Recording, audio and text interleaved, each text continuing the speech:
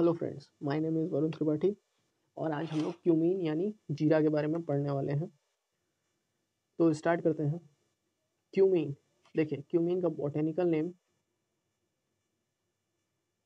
क्यूमिनम साइमिनम है। ये family एपियेसी family का है। ओरिजिन इसका मेडिटेरियन रीजन है। क्रोमोसोम 2n=14 है। वोलेटाइल ऑयल का मतलब ये होता है कि वो ऑयल जो कि आपको रूम टेम्परेचर पे इवेपोरेट हो जाता है। तो वोलेटाइल ऑयल जो होता है 2.5 to 3.5% इसमें पाया जाता है। क्यूमीन सीड में प्रोटीन परसेंटेज होता है 17.7%। ये हाई प्रोटीन इसमें होता है, ठीक है। और ये आप देख रहे हैं क्यूमीन का सीड। आगे हम देखेंगे क्यूमीन का प्लांट कैसा होता है और उसके फ्लावर्स कैसे होते हैं। ये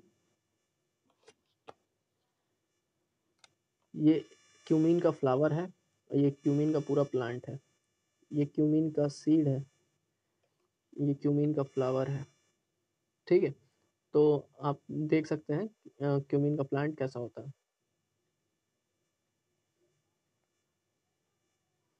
कुछ इंपॉर्टेंस के बारे में बात कर लेते हैं।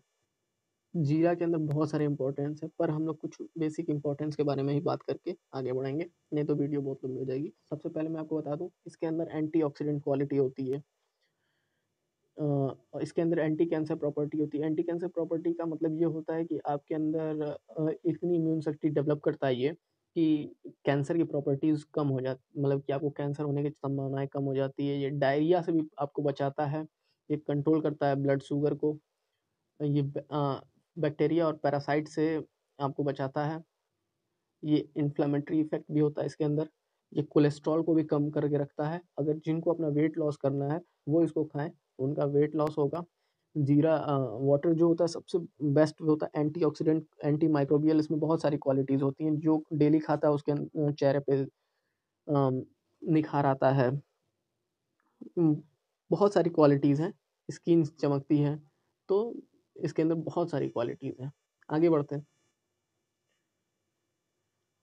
देखिए क्लाइमेट ये एक ट्रॉपिकल प्लांट है, मगर इसको हम लोग सब ट्रॉपिकल रीजन में भी उगा लेते हैं। लेकिन अगर हाई ह्यूमिडिटी होती है फ्लावरिंग फ्रूटिंग के समय, तो वो बहुत नुकसान करता है। तो इसके लिए normally climate tropical climate best है। सॉइल, ये वैसे तो हर सॉइल में उग जाता है, मगर इसको ग्रो करने के लिए well drained sandy loam soil बहुत ही अच्छी मानी जाती है।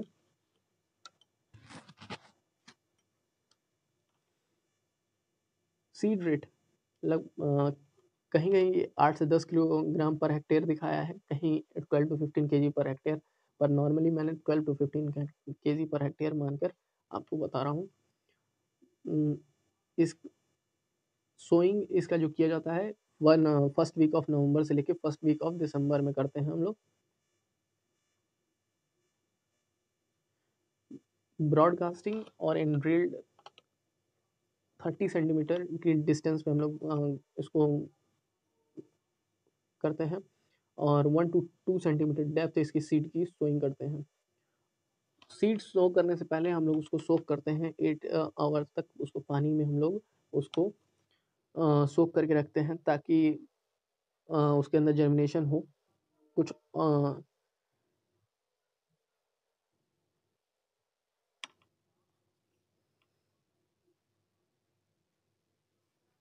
सीड ट्रीटमेंट हम लोग करते हैं, देखिए सेरासान और थायरम से 3.0 ग्राम पर हेक्टेयर से, अरे सॉरी, सेरासान सीड सोइंग हम लोग करते हैं सेरासान और थायरम और या फिर डाइफ्लोटोन जो 3.0 ग्राम पर केजी यूज़ करते हैं। उसके बाद हम लोग 1 से 2 सेंटीमीटर डीप इसको हम लोग शो करते हैं। इसको 8 घंटा तक हम लोग पानी में भिंगा के रखते हैं ताकि इसकी जर्मिनेशन क्वालिटी इंक्रीज हो सके। कुछ इंपॉर्टेंट वैरायटीज़ हैं जैसे RZ19। RZ19 जो वैरायटी है ये राजस्थान से रिलीज्ड वैरायटी है, RAU जुबनेर से। RZ209 ये भी एक वैरायटी है। RZ19 ये राजस्थान RA जुवेनियर से रिलीज्ड वैरायटी है। जितनी भी RZ वैरायटीज़ हैं ये आपको राजस्थान से रिलीज्ड है, और GC जो है ये गुजरात से रिलीज्ड है। GC यानी गुजरात क्यूमीन। तो इम्पोर्टेंस कुछ बात कर लेते हैं। जैसे RZ19 ये इसके पिंक फ्लावर होते हैं, ये 120 से 140 दिन में तैयार हो जाता है। ये विल्ट रेसिस्टेंट है। RZ209 ये एक विल्ट और ब्लाइट रेसिस्टेंट वैरायटी है। ये 140 दिन में लगभग तैयार हो जाता है।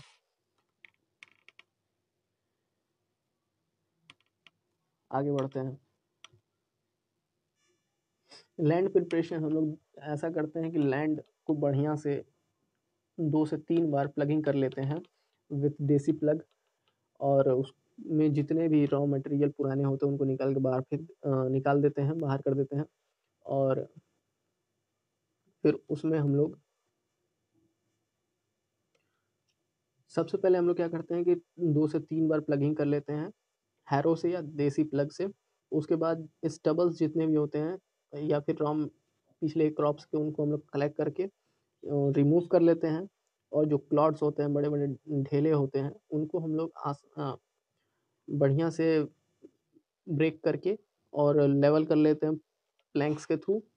बेड क्रिएट करते हैं लगभग 4x3 मीटर साइज के। इरिगेशन चैनल भी बनाते हैं ताकि हमें इंटरकल्चरल ऑपरेशन और इरिगेशन के लिए समस्या ना हो। ठीक है।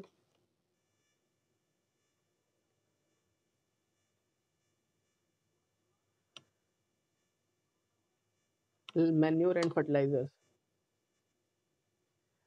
इसमें 15 to 20 metric ton farm yard manure हम लोग जब सॉइल की प्रिपेयर कर रहे होते हैं उस समय बढ़िया से मिला देते हैं। 30 kg nitrogen and 15 kg phosphorus use करते हैं। 30 kg नाइट्रोजन हम लोग पूरा यूज़ नहीं करते हैं। 15 kg हम लोग नाइट्रोजन और 15 kg फॉस्फोरस और पूरा फार्म यार्ड मैन्योर मिला देते हैं सॉइल में अच्छी तरीके से। और नाइट्रोजन की जो मात्रा होती है वो हाफ डोज बचा लेते हैं। आफ्टर 30 डेज हम लोग उसको सॉइल में मिक्सअप करते हैं ताकि वो प्लांट एब्जॉर्ब कर सके। वीडिंग हम लोग हाथ से करते हैं, हैंड वीडिंग यूज़ करते हैं। 2 से 3 बार वीडिंग करना पड़ता है। और फर्स्ट वीडिंग जो होती है लगभग 30 to 40 डेज बाद हम लोग कर देते हैं। देखिए यहाँ पे जो सबसे बड़ा प्रॉब्लम होती है वीड की, वो होती है ज़ेरी की। ज़ेरी जिसका बॉटेनिकल नेम प्लांटेगो प्यूमुला होता है। लगभग ये प्लांट ज़ीरा से सिमिलर ही होता है। इसकी बस सीड जो होती है वो ब्लैक कलर की आप देख सकते हैं, इस टाइप से होती है। इसको हम लोग करने के लिए प्री इमर्जेंस फ्लूक्लोरेलिन यूज़ करते हैं 1 kg पर हेक्टेयर इसकी रेट से, जो कि बेनिफिट होता है इस वीड के लिए। आगे बढ़ इरिगेशन हम लोग इसमें लगभग 6 से सॉरी इसमें 4 से 6 इरिगेशन हम लोग लेते हैं। पहला इरिगेशन लेते हैं आफ्टर शोइंग, फिर लगभग सेकेंड इरिगेशन 6 से 10 दिन के फर्स्ट इरिगेशन के बाद लेते हैं। और 30, 45 and 60 days and finally 80 days हम लोग फर्स्ट इरिगेशन के टाइम इंटरवल्स पे ले लेते हैं। फ्लावरिंग एंड फ्रूटिंग सेट होने तक हम लोग इसमें इरिगेशन करते हैं, लेकिन जब फ्लावरिंग और फ्रूटिंग होता है तो उस समय हम लोग इरिगेशन बंद कर देते हैं जब मैच्योरिटी स्टेजेस आती हैं, ताकि प्लांट फर्स्ट इरिगेशन। देखिए इसमें इरिगेशन हम लोग ऐसे करते हैं कि फर्स्ट इरिगेशन जो होती है वो आफ्टर सोइंग हम लोग एक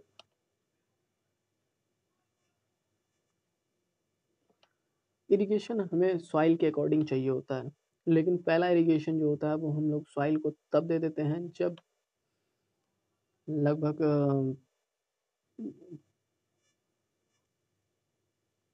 देखिए फर्स्ट इरिगेशन हम लोग तब देते हैं जब हम लोग सीड की सोइंग कर लेते हैं। वैसे सॉइल जो इरिगेशन की ज़रूरत होती है वो सॉइल के अकॉर्डिंग होती है, मगर फिर हम लगभग इसमें 4 से 6 इरिगेशन देते हैं। पहला इरिगेशन हम लोग सोइंग के टाइम देते हैं, दूसरा इरिगेशन हम देते हैं जब 4 से 6 दिन बाद, और फिर इसी तरह से हम लोग 30 से 35 दिन के बाद 30, 45, 65 और 80 दिन के अंतराल पर हम लोग फर्स्ट इरिगेशन के देते हैं। और सबसे ज़्यादा इम्पोर्टेंट होता है इरिगेशन की फ्लावरिंग और फ्रूटिंग के टाइम में, लेकिन स्टॉप कर देते हैं मैच्योरिटी, जब प्लांट मैच्योरिटी में पहुंचता है तो इसको स्टॉप कर देते हैं इरिगेशन को। एवरेज सीड यील्ड लगभग 450 से 550 केजी पर हेक्टेयर ज़रूरत हो हमें 450 to 550 KG per hectare average seed yield हमें मिलता है। कुछ इंपॉर्टेंट डिजीज़ के बारे में बात कर लेते हैं। देखिए, एक लीफ ब्लाइट होता है अल्टरनेरिया बर्नसी, जो कि आप देख सकते हैं इस टाइप से डिजीज़ ऑकर हो जाता है प्लांट के लीव्स पे, ऐसा आपको दिखता है। लेकिन ये क्यूमीन का नहीं है, मैं आपको पहले बता देता हूँ, ये क्यूमीन का प्लांट नहीं है, लेकिन मुझे मिल नहीं रहा था, जिसके लिए मैंने दूसरे प्लांट्स का लेकर मैंने आपके लिए समझाने के लिए यूज़ किया है। तो लीफ ब्लाइट जो होता है वो अल्टरनेरिया बंसी से होता है, और ये इसका पैथोजन का नाम है, और ये आपका डिजीज़ शो हो रहा है। देखिए, इसमें होता ये है कि जो प्लांट होता है वो, उसकी लीफ जो होती है वो ब्राउनिश हो जाती है, वहाँ धब्बे बन जाते हैं, जो कि बाद में आपका ब्लैकिश कलर की हो जाती है, और प्लांट फेल्योर कर जाते हैं सीड जर्मिनेट करने में। ये वेट, जिसकी वजह से सीड का जो श्रिवल्ड हो जाता है, सिकुड़ जाता है, और वो हल्का हो जाता है, डार्क इन कलर हो जाता है। फ्यूजेरियम विल्ट, आप जैसे कि देख रहे हैं, इसकी नीचे से स्टार्ट होता है, पत्तियां इस तरह से पूरी झुलस जाती हैं, और अंत में जाके प्लांट सूख जाता है। इसका कारण होता है Fusarium oxysporum cumini. Powdery mildew, powdery mildew में इस टाइप से पत्तियों के ऊपर पाउडरी टाइप में फंगल ग्रोथ देखने को मिलता है। इसमें सबसे बड़ी प्रॉब्लम होती है एफिड्स की। एफिड ये क्या करते हैं, सक कर लेते हैं पूरा, जितना भी इसके अंदर प्लांट के अंदर कैप होता है रस, उसको सक कर लेते हैं। ये इनको कंट्रोल करने के लिए हम लोग 0.03% सॉल्यूशन डाइमिथियोट का यूज़ करते हैं। लीफ ईटिंग कैटरपिलर, इसमें सबसे ज़्यादा समस्या आती है लीफ ईटिंग कैटरपिलर की। तो लीफ ईटिंग कैटरपिलर ये क्या करते हैं कि पत्तियों को खाकर जो यील्ड होती है उसको कम करते हैं। इसको कंट्रोल करने के लिए हम फॉस्फोमाइडॉन 0.02% यूज़ करते हैं। और इसकी यील्ड के लिए हम लोग क्या करते हैं कि प्लांट्स को अच्छे तरीके से, जब प्लांट ब्राउनिश कलर का हो जाता है तो उसको हम लोग ऊपर से काट लेते हैं। और thank you, and like and subscribe.